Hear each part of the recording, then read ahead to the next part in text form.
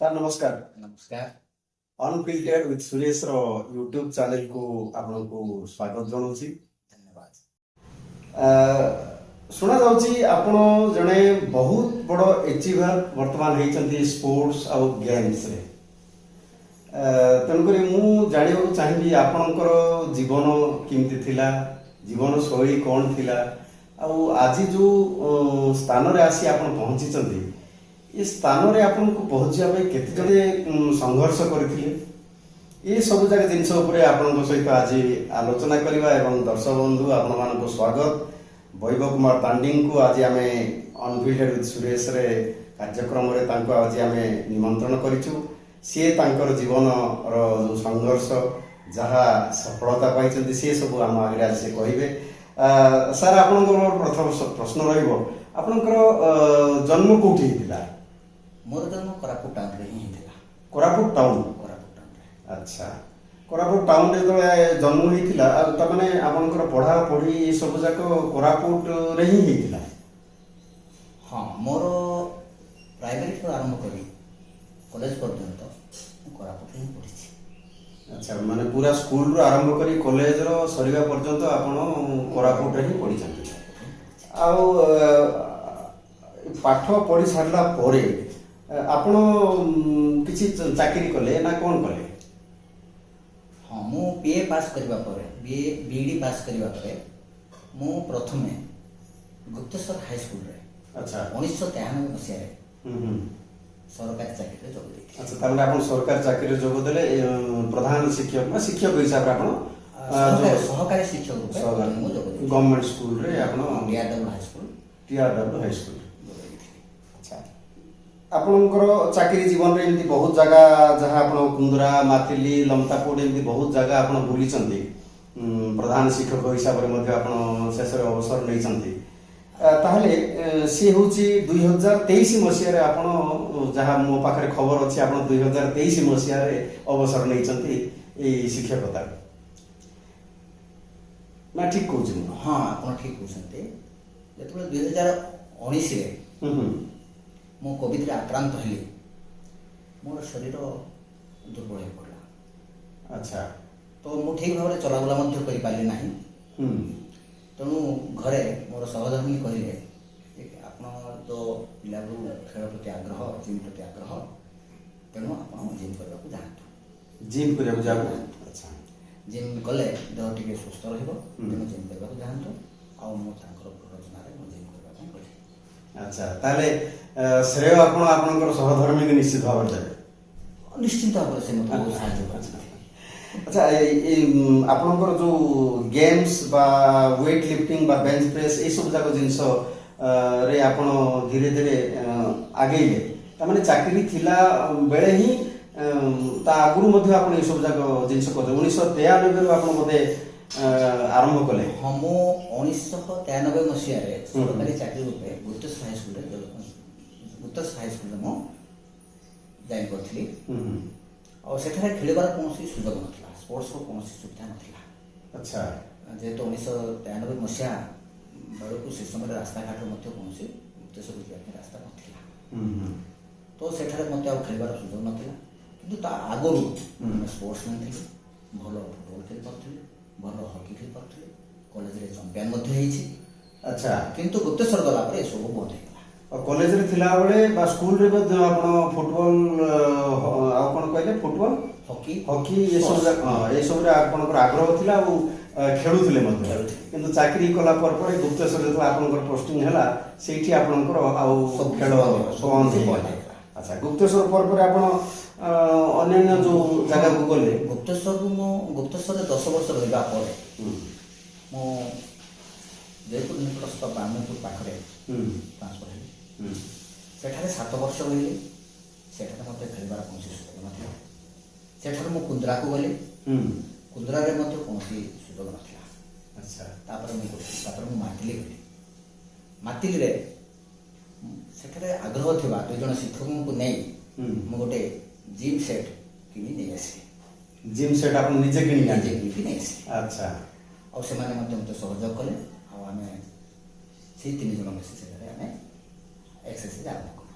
ଆଚ୍ଛା, ଆଚ୍ଛା ଆପଣଙ୍କର 1993 ରୁ 2019 ଇଏ ଯୋଉ ଲମ୍ବା ସମୟ 26 ବର୍ଷ ये 26 वर्ष भितर आपणकर स्पोर्ट्स गेम्स ये सब जाक जिनस प्रायतः बंद हो ना कौन हाँ 1993 ରୁ 2019 पर्यंत जो मत स्पोर्ट्स खेल सुजोग मिलला ना तेणु मोर समय को मो अन्य जगह विनियोग करने चाहिए जो आपणकर प्रथमे जो गोटे कंपटीशन आपण तो खेलुथिले आपणकर आग्रह थिला ए सुजग थिला कि गोटे कंपटीशन को भाग केबे नै थिला आपण ଯେତେବେଳେ ମୁଁ 2010 କବିତା ପଢ଼ିବା ପରେ ଜିମ୍ ଯିବାକୁ ଆରମ୍ଭ କଲି ସେଠି ଆମର ପିଲାମାନେ ଅଛନ୍ତି ସାଙ୍ଗସାଥିମାନେ ଅଛନ୍ତି ସମସ୍ତେ ଜିମ୍ କରନ୍ତି ଆଉ ସେମାନେ କମ୍ପିଟିସନ୍ ଖେଳିବାରେ ସେମାନେ ମଧ୍ୟ ଆଗ୍ରହୀ ତ ମୁଁ ଭାବିଲି ଯେ ଯେତେବେଳେ ମୁଁ ଠିକ୍ ଲେଭେଲକୁ ଆସିଗଲି ବେଞ୍ଚ ପ୍ରେସ୍ର ସ୍କ୍ୱାଟ୍ର ଡେଡ୍ ଲିଫ୍ଟର ଯେତେବେଳେ ମୁଁ ଠିକ୍ ଲେଭେଲକୁ ଆସିଗଲି ସେତେବେଳକୁ ମୁଁ ଚିନ୍ତା କଲି ଯେ ମୁଁ ଷ୍ଟେଟ୍ ଲେଭେଲରେ ଯଦି ଭାଗ ନେବି ତାହେଲେ ନିଶ୍ଚିତ ଭାବରେ ଗୋଲ୍ଡ ମେଡାଲ ପାଇବି। ଆଚ୍ଛା ସେ କନଫିଡେନ୍ସଟା ଆପଣଙ୍କ ପାଖରେ ଆସିଗଲା।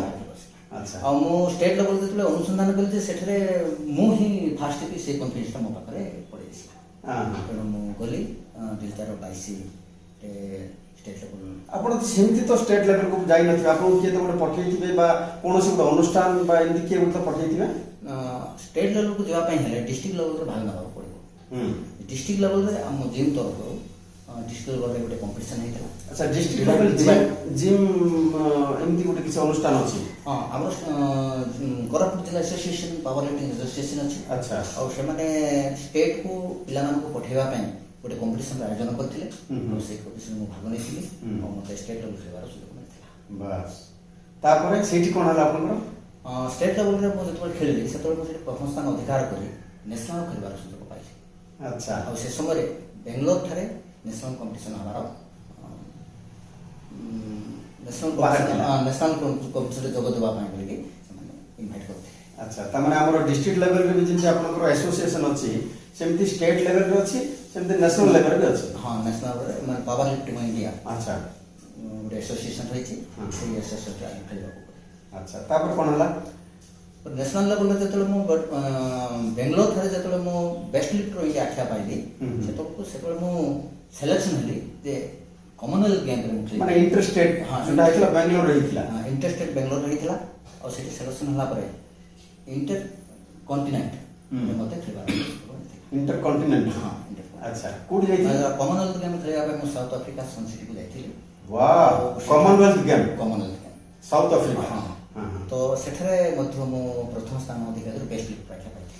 बस बस बस केते उत्साहित हेतिबे जेतबळे कॉमनवेल्थ गेम गुडे हाईएस्ट इंटरनेशनल लेवल रे आपण भारत रु प्रतिद्वंदिता करी सेठी गुडे फास्ट हेले केते खुशी लागिथिबो जेतबळे हमें स्टेडियम रे पहुंचिबो जो जगह रे खेल होए से जगह पहुंचु तो विभिन्न देश लोक आसी सेठर जमा हेथि सेमानकर परिवेश परिधान देखि टिके भय लागिला माने जो प्रकार सेमानकर फिजिकल फिटनेस अछि ताको देखि हम भाबिलु मु भाबिली जे पारिबी कि नाही मानक सो किंतु जेतबळे मु खेलिली सेतबळे को जानि पारली जे मु ही बेस्ट। अच्छा सेमाने दिसों खेल किंतु खेल रे खेली संति सेमाने खेली संति ता न प्रतियोगिता रे मु प्रथम स्थान अधिकार बेस्ट पाइथि।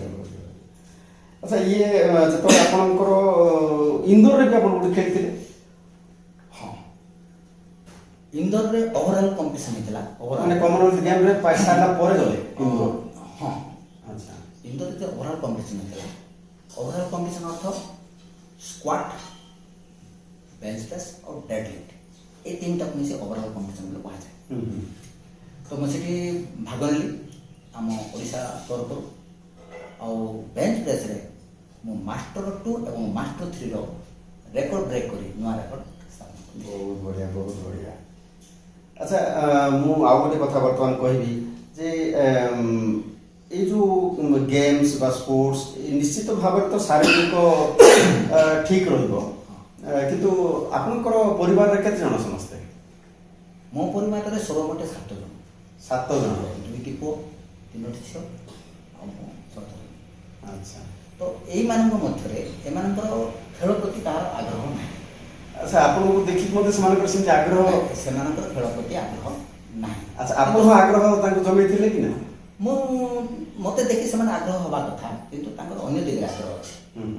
ସେମାନେ ପଢ଼ିବା, ଡ୍ୟାନ୍ସ କରିବା, ତାଙ୍କର ଗୀତ ଗାଇବା, ଅଦର ଆକ୍ଟିଭିଟିସରେ ସେମାନଙ୍କର ଆଗ୍ରହ ଅଛି। ଅଦର ଆକ୍ଟିଭିଟିରେ ସେମାନଙ୍କର ଆଗ୍ରହ ଅଛି। ମୁଁ କେବେ ମଧ୍ୟ ସେମାନଙ୍କୁ ବାଧ୍ୟ କରିନାହିଁ ଯେ ଆସିକି ତୁମେ ଏଇ ଖେଳ ଖେଳ। ଆଚ୍ଛା ଆପଣ ଆମର ଯେତେ ସବୁ ଅଛନ୍ତି ଆପଣଙ୍କ ଭଳି ଯେଉଁମାନେ ପ୍ରାକ୍ଟିସ୍ କରୁଛନ୍ତି ବା ସେଇ କିଛି କମ୍ପିଟିସନରେ କିଛି ଆୱାର୍ଡ଼ ମିଳିବ, କିଛି ପ୍ରାଇଜ୍ ମିଳିବ ବା ସେମାନଙ୍କୁ ଗୋଟେ ଆଇଡେଣ୍ଟିଟି କ୍ରିଏଟ୍ କରିବେ, ସେମାନଙ୍କୁ ଆପଣଙ୍କର କ'ଣ ମେସେଜ ରହିବ? ପାୱାର ଲିଫ୍ଟିଂ ଗୋଟେ ଏମିତି ଗେମ୍, ରିସ୍କଫୁଲ୍। ଆଚ୍ଛା ରିସ୍କଫୁଲ୍। ଯେତେବେଳେ ଆମେ ପ୍ରାକ୍ଟିସ୍ କରୁଛୁ, ପ୍ରାକ୍ଟିସ୍ରେ ସହଯୋଗୀ ନିତାନ୍ତ ଆବଶ୍ୟକ। ଆଚ୍ଛା ଏକୁଟିଆ କରିପାରିବେ ନା? ଏକୁଟିଆ କରିପାରିବେ ନାହିଁ। ତ ଯେତେବେଳେ ଆମେ ଆମର ପର୍ସନାଲ ରେକର୍ଡ, ଯେତେବେଳେ ପର୍ସନାଲ ରେକର୍ଡ ଆମେ କ୍ରସ୍ କରିବାକୁ ଯାଉଛୁ, ତାହେଲେ ଅଧ କେଜି, କେଜି 2 କେଜି ଭିତରେ ସେ ହେଭି ହେଇଯିବ। ଯେଉଁଟା ପୁସ୍ କରିବା ପାଇଁ କଷ୍ଟ ହେବ, ସ୍କ୍ୱାଟ୍ ମାରିବା ପାଇଁ କଷ୍ଟ ହେବ, ଡେଡଲିଫ୍ଟ ଟାଣିବା ହାଫ୍ କେଜି ବଢ଼ିଗଲା ମାନେ ଆଉ କରିପାରିବ ନାହିଁ। ସେ ମାତ୍ର ହାଫ୍ କେଜି ବଢ଼ିଲେ ଆଉ ଠିକ୍ କରିବନି। ତ ସେ ଜାଗାରେ ରିସ୍କ ରହୁଛି, ଏଜ୍କୁ ନେଇକରି ମଧ୍ୟ ରିସ୍କ ରହୁଛି। এইଥିପାଇଁ ଯଥେଷ୍ଟ ଖାଦ୍ୟର ଆବଶ୍ୟକ। କିନ୍ତୁ ଆପଣଙ୍କର ତ ଏଜ୍ ପାଖାପାଖି ବର୍ତ୍ତମାନ ତ ଆପଣ ଅବସର ନେଇସାରିଛନ୍ତି, କିନ୍ତୁ ଆପଣଙ୍କର ଆରମ୍ଭ ହେଲା 2019ରୁ ଆରମ୍ଭ ହେଲା ଆପଣଙ୍କର ଏଇ ଯେଉଁ କମ୍ପିଟିସନରେ ଭାଗ ନେବା। ଯେତେବେଳେ ମୋତେ 58 ବର୍ଷ 59 ବର୍ଷ ହେଉଥିଲା, 59 ବର୍ଷ ହେଉଥିଲା, 59 ବର୍ଷରେ ମୁଁ ଷ୍ଟେଟ୍ରେ ଭାଗ ନେଲି। 60 ବର୍ଷ ବେଳକୁ ମୁଁ ନ୍ୟାସନାଲ୍ ଭାଗ ନେଲି। ମାନେ 60 ବର୍ଷରେ ଆପଣ ଇଣ୍ଟରନ୍ୟାସନାଲ ଯାଇକି ଆପଣ ମାନେ ଏଇ ଯେଉଁ ମେଡାଲ ଆଣିଛନ୍ତି ଭାରତ ପାଇଁ, ନିହାତି ଭାବରେ ଗୋଟେ ଗର୍ବର କଥା। ଆଚ୍ଛା ଏଇ ଯେଉଁ ଗେମ୍ସ ବା ଆପଣଙ୍କର ଏଇ ସବୁ ରୁହେ, ଆ ଭିତରେ ସରକାରଙ୍କର କ'ଣ ପ୍ରୋତ୍ସାହନ, ମାନେ କ'ଣ ମିଳେ ଆପଣଙ୍କୁ? କିଛି ଫାଇନାନ୍ସିଆଲ ହେଲ୍ପ ମିଳେ ବା ଆପଣଙ୍କର କିଛି ସେମିତି? କହିବାକୁ ଗଲେ ସରକାର ଖେଳ ପ୍ରତି ବହୁତ ସୁଯୋଗ ଦେଇଛନ୍ତି। ବିଭିନ୍ନ ପ୍ରକାର ଖେଳ ରହିଛି, କିନ୍ତୁ ପାୱାର ଲିଫ୍ଟିଂ ପ୍ରତି ସରକାରଙ୍କର କୌଣସି ଦୃଷ୍ଟି ନାହିଁ। ଆଚ୍ଛା ୱେଟ୍ ଲିଫ୍ଟିଂର ଦୃଷ୍ଟି ଅଛି ସରକାରଙ୍କର। ଯଦି କୌଣସି ପିଲା ୱେଟ୍ ଲିଫ୍ଟିଂ ଖେଳିବା ପାଇଁ ଷ୍ଟେଟ୍ ଯାଏ କିମ୍ବା ନ୍ୟାସନାଲ୍ ଯାଏ, ତାହେଲେ ତାହାର ସବୁ ଖର୍ଚ୍ଚ ସରକାର ବହନ କରିବେ। କିନ୍ତୁ ପାୱାର ଲିଫ୍ଟିଂ ପାଇଁ ସରକାରଙ୍କ ଦୃଷ୍ଟି ନାହିଁ। ଆଉ ଏହାକୁ ସରକାର ରିକଗ୍ନାଇଜ୍ କରିନାହାନ୍ତି। ପାୱାର ଲିଫ୍ଟିଂ ଆଉ ୱେଟ୍ ଲିଫ୍ଟିଂ ଆ ଭିତରେ କ'ଣ ମାନେ ତଫାତଟା କ'ଣ? ପାୱାର ଲିଫ୍ଟିଂରେ ମୁଭମେଣ୍ଟ ନାହିଁ, ଆଉ ୱେଟ୍ ଲିଫ୍ଟିଂରେ ମୁଭମେଣ୍ଟ ଅଛି। ଆଚ୍ଛା ମୁଭମେଣ୍ଟ ଅର୍ଥ ମନେକର ସେ ପାୱାର ଲିଫ୍ଟିଂ, ୱେଟ୍ ଲିଫ୍ଟିଂ ଦୁଇଟା ଅଛି, clean and jerk and snatch. ସ୍ନାଚ୍ରେ ସେ ମୁଭମେଣ୍ଟ କରିପାରିବ, ମାନେ ଉଠେଇଲା ପରେ ସେ ହଲଚଲ ହେଇକି ଆଗ ପଛ ହେଇକି ସେ କନଷ୍ଟାଣ୍ଟ ରହିପାରିବ। ଆଚ୍ଛା କିନ୍ତୁ ପାୱାର ଲିଫ୍ଟିଂରେ ସେ ହଲିବାକୁ ହେବ ନାହିଁ। ଯେଉଁ ପୋଜିସନରେ ଅଛି ସେଇ ପୋଜିସନରେ ସିଏ କାମ କରିବ। ସ୍କ୍ୱାଟ୍ଟା ଆଉ ଡେଡଲିଫ୍ଟଟା ସେ ଯେଉଁ ପୋଜିସନ ଅଛି ଆଗକୁ ପଛକୁ ହେବାକୁ ହେବ ନାହିଁ। ତାମାନେ ସରକାରଙ୍କର ତା ଭିତରେ କିଛି ମାନେ ପାୱାର ଲିଫ୍ଟିଂରେ ଦିଅନ୍ତିନି? ସରକାର ପାୱାର ଲିଫ୍ଟିଂକୁ ରିକଗ୍ନାଇଜ୍ କରୁନାହାନ୍ତି। ଇଣ୍ଟରନ୍ୟାସନାଲରେ ମଧ୍ୟ ରିକଗ୍ନାଇଜ୍ ନାହିଁ। କିନ୍ତୁ ଇଣ୍ଟରନ୍ୟାସନାଲ ତରଫରୁ ଖେଳ ପାଇଁ ସବୁ ପ୍ରକାର ସୁବିଧା ଅଛି। ଗୋଟେ ପପୁଲାର ଗେମ୍। ଆଜି ପାୱାର ଲିଫ୍ଟିଂ ମାନେ ଇଣ୍ଟରନ୍ୟାସନାଲରେ ବହୁତ ପପୁଲାର ଅଛି। ଆଉ ଭଲ ଲିଫ୍ଟର ମଧ୍ୟ ବାହାରିଛନ୍ତି, ରେକର୍ଡ ମାନେ ମଧ୍ୟ ବହୁତ କୀର୍ତ୍ତିମାନ ରେକର୍ଡ ମାନେ ସ୍ଥାପନ କରିଛନ୍ତି।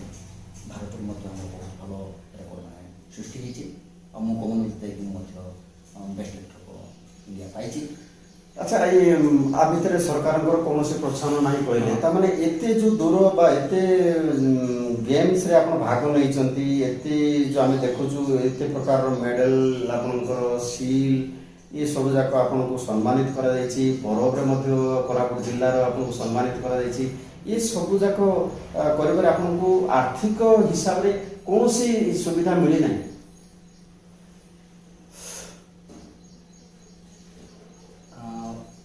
କମନୱେଲ୍ଥ ଗେମ୍ ଖେଳିବାର ଯିବା ଆଗରୁ କୋରାପୁଟ ଆମେ 2 ଜଣ ଯାଇଥିଲୁ। ଆଉ ଆମେ କଲେକ୍ଟରକୁ ନିବେଦନ କରିଥିଲୁ ଯେ କିଛି ଆମକୁ ଆର୍ଥିକ ସାହାଯ୍ୟ ଦିଆଯାଉ। ଆଚ୍ଛା କୋରାପୁଟ କଲେକ୍ଟର? ହଁ, ବର୍ତ୍ତମାନ ଯିଏ ଅଛନ୍ତି କୋରାପୁଟ କଲେକ୍ଟର, ତାଙ୍କୁ ଆମେ ନିବେଦନ କରିଥିଲୁ ଯେ ଆମକୁ କିଛି ଯଦି ଆର୍ଥିକ ସାହାଯ୍ୟ ଦିଆଯାଏ ତାହେଲେ ଆମେ ଅତି ସୁବିଧାରେ ଆମେ ଯାଇକି ଖେଳିକି ଆସିପାରିବୁ। ତ କଲେକ୍ଟର ହଁ କହିଲେ, ଆଉ ସିଏ ଦାମନଯୋଡ଼ି ନାଲକୋକୁ ସ୍ପନ୍ସର କରିଦେଲେ ଆମ ନା। ସେ ଦାମନଯୋଡ଼ି ଆମକୁ କିଛି ଅର୍ଥ ଦେଇ ସେ ପଢ଼ିବାକୁ ଚାହିଁଲେ, କିନ୍ତୁ ଦାମନଯୋଡ଼ି ଯେଉଁ ନାଲକୋ ଅଛି ୟା ପ୍ରତି କୌଣସି ଦୃଷ୍ଟି ଦେଲେ ନାହିଁ। ଆଚ୍ଛା, ନାଲକୋ ଦାମନଯୋଡ଼ି ମଧ୍ୟ କୌଣସି ସ୍ପନ୍ସର କଲେନି କି ସାହାଯ୍ୟ କଲେ ନାହିଁ। ତ ଆମେ ନିଜ ଖର୍ଚ୍ଚରେ ଆମେ ଗଲୁ। ନିଜ ଖର୍ଚ୍ଚରେ ଆପଣ ପୂଜା କଲେ? ହଁ, ନିଜ ଖର୍ଚ୍ଚରେ ଗଲୁ, ଯାଇକି ଆମେ ଖେଳିକି ଆସିଲୁ, ଯୋଉଟାକି ଆତ୍ମା ସନ୍ତୋଷ। ପଇସାର କିଛି ନାହିଁ, ପଇସା ଦେଇ ଜିନିଷକୁ କିଣି ହେବ ନାହିଁ। ତଥାପି ଦେଖନ୍ତୁ, ଆପଣ ଜଣେ କେବଳ ଅବସରପ୍ରାପ୍ତ ସରକାରୀ କର୍ମଚାରୀ, ଆପଣଙ୍କର ଯାହା ପରିବାରକୁ ପୋଷୁଥିବେ କେବଳ ପିଲାମାନଙ୍କର ପାଠ ପଢ଼ୁଛନ୍ତି, କଲେଜରେ ପଢ଼ୁଛନ୍ତି, ତା ସହିତ ଆପଣଙ୍କର ପରିବାରର ଏ ଯେଉଁ ଖର୍ଚ୍ଚ ଅଛି, ତା ଭିତରେ ଏଇ ସ୍ପୋର୍ଟସରେ ତ ନିଶ୍ଚିତ ଭାବରେ ତ ପଇସା ଖର୍ଚ୍ଚ ହେଉଥିବ ନିଶ୍ଚୟ। ତାପରେ ଯେକୌଣସି ଇଣ୍ଟରନ୍ୟାସନାଲ ଲେଭେଲକୁ ଆପଣ ଗଲେ ଟିକଟ ପଇସା ବି ଆପଣଙ୍କୁ ମିଳିନଥିବ। ଯେକୌଣସି ସ୍ପୋର୍ଟସ ଖେଳିବା ପାଇଁ ହେଲେ ଅର୍ଥର ନିହାତି ଆବଶ୍ୟକ। ବିନା ଅର୍ଥରେ କୌଣସି ଲୋକ ଏତେ ଦୂର ଯାଇପାରିବ ନାହିଁ। କିଏ ସ୍ପନ୍ସର କରୁଥିବାର ଅଛି, ନହେଲେ ଘରରେ ମଧ୍ୟ ସେଭଳି ସମ୍ଭବ ଥିବାର ଅଛି। ପାୱାର ଲିଫ୍ଟିଂ ହେଉଛି ଗୋଟେ ଏକ୍ସପେନ୍ସିଭ୍ ଗେମ୍। ବିନା ଡାଏଟ୍ରେ ସେ କେବେ ମଧ୍ୟ ଯାଇପାରିବ ନାହିଁ। ଖାଦ୍ୟ ବିନା ସେ ଇମ୍ପ୍ରୁଭ୍ ଦୁର୍ବଳ କରିପାରିବନି। ତ ଯାହା ବି ଖାଇବ ତ ଉଚିତ ଖାଦ୍ୟ ଖାଇବାକୁ ପଡ଼ିବ, ଯେଉଁଟାକି ଶରୀର ରିକଭରି କରିପାରୁଥିବ। ତ ସେଇଟା ନିଜେ ବହନ। ଆଚ୍ଛା, ସରକାରଙ୍କ ତରଫରୁ ଆପଣଙ୍କୁ ଡାଏଟିସିଆନ କି କୋଚ୍ କି ଏମିତି କିଛି ସୁବିଧା ମିଳେ କି ନା ମିଳେ? ଓଡ଼ିଶାରେ ଅନ୍ୟାନ୍ୟ ଜିଲ୍ଲାରେ କୋଚ୍ ଅଛନ୍ତି। ଅନ୍ୟାନ୍ୟ ଜିଲ୍ଲାରେ ଅଛନ୍ତି? ଅନ୍ୟାନ୍ୟ ଜିଲ୍ଲାରେ ଅଛନ୍ତି, କିନ୍ତୁ ଆମ କୋରାପୁଟ ଜିଲ୍ଲାରେ କୋଚ୍ ନାହାନ୍ତି। ଆଚ୍ଛା, ତଥାପି କୋରାପୁଟ ଜିଲ୍ଲାରୁ ଆପଣ ଇଣ୍ଟରନ୍ୟାସନାଲରେ ଫାଷ୍ଟ ହେଇକି ଆସିଛନ୍ତି। ସିଏ କ'ଣ କୁହାଯିବ, ଭାଗ୍ୟର କଥା କୁହାଯିବ। ଭାଗ୍ୟ ତ ନାହିଁ, ଆପଣଙ୍କର ପରିଶ୍ରମ ନିଶ୍ଚିତ ଭାବରେ। ତ କୋରାପୁଟରେ ମୁଁ ପ୍ରଥମ ବ୍ୟକ୍ତି ଯିଏକି ଇଣ୍ଟରନ୍ୟାସନାଲ ଖେଳିବାକୁ ଯାଇଛି କୋରାପୁଟରେ। ଆଉ ମାଷ୍ଟର 3ର ଓଡ଼ିଶାର ପ୍ରଥମ ବ୍ୟକ୍ତି ଯିଏକି ମୁଁ ଇଣ୍ଟରନ୍ୟାସନାଲ ଖେଳିବାକୁ ଯାଇଛି, ଆଉ ସେଠାରେ ଗୋଲ୍ଡ ମେଡାଲ ପାଇଛି। ବହୁତ ଖୁସି ଲାଗିଲା ଆପଣଙ୍କର ଏଇ ସବୁ ଯାକ ରେକର୍ଡ ଦେଖି, ଆପଣଙ୍କର ଯେତିକି ମେଡାଲ୍ସ ମୁଁ ଦେଖିଲି, ମୋତେ ଟିକେ ଇର୍ଷା ବି ହେଲା ଯେ ମୋତେ ଗୋଟିଏ ମିଳିନି ଆଜି ପର୍ଯ୍ୟନ୍ତ। ଆପଣଙ୍କୁ ଏତେ ମେଡାଲ, ପୁଣି ବହୁତ କଷ୍ଟକର ଯେଉଁ ଓଜନ ଉଠେଇବା, ସେ ଗେମ୍ସରେ ଆପଣ ଏମିତି ଆଗକୁ ବଢ଼ିଛନ୍ତି। ଆଉ ଓଡ଼ିଶାରେ କାହିଁକି, କୋରାପୁଟ ଜିଲ୍ଲା କାହିଁକି, ପୁରା ଅନ୍ତର୍ଜାତୀୟ ସ୍ତରରେ ମଧ୍ୟ ଆପଣ ନାଁ କରି ଆସିଛନ୍ତି। ତେଣୁକରି ଅନଫିଲ୍ଟେଡ୍ ୱିଥ୍ ସୁରେଶ ର ଦର୍ଶକ ବନ୍ଧୁମାନେ ଯେଉଁମାନେ ସବୁ ଅଛନ୍ତି, ତାଙ୍କ ତରଫରୁ ଏବଂ ମୋ ତରଫରୁ ଆପଣଙ୍କୁ ବହୁତ ବହୁତ ଧନ୍ୟବାଦ। ଆପଣ ସମୟ ଦେଲେ। ଆଉ ଥରେ ଆପଣଙ୍କ ପାଖକୁ ଆସିବି, ଆପଣଙ୍କର ଅନ୍ୟାନ୍ୟ ଏପିସୋଡକୁ ମଧ୍ୟ, ଅନ୍ୟାନ୍ୟ ଆପଣଙ୍କର ଯେଉଁ ସବୁ ରହିଛି ସ୍କିଲ୍ସ ରହିଛି, ଯେଉଁ ଟ୍ୟାଲେଣ୍ଟ ରହିଛି, ତାକୁ ମଧ୍ୟ ଆଉ ଥରେ ମୋତେ ସୁଯୋଗ ଦେବେ, ମୁଁ ଆଉ ଥରେ ଆସିବି। ନମସ୍କାର।